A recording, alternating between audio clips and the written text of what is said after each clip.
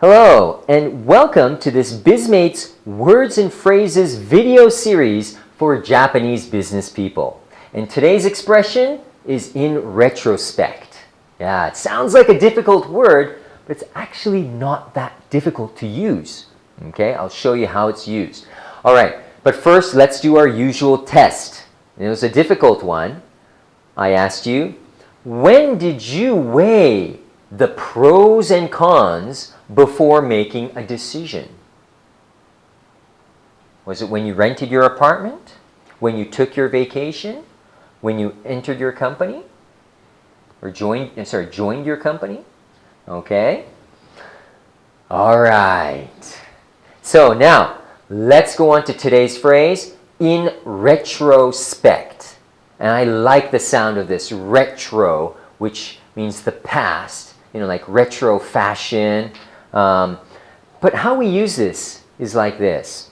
For example, let's imagine that Taro gave a presentation yesterday. So Taro had his very first English presentation and he delivered it.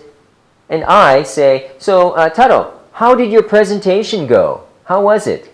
And he says, yeah, now that I think about it, I should have made it shorter. It was too long. So you see, he's thinking, now that I'm thinking about it, now that it's finished, I should have made it shorter. Yeah. So he didn't think it was too short, or he didn't think it was too long before, but now he does, because because it's already finished, and he's thinking about it. That's when we use retrospect. But it's easy to use because we put it at the beginning of the sentence most of the time. You start with, in retrospect, da da da da. So it's quite easy to use. Let me show you. So if I say, so how did your presentation go, Taro? You can say, in retrospect, I should have made it shorter.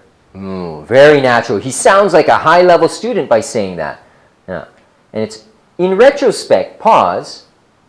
It's not I should have, but I should have. I should have made it shorter.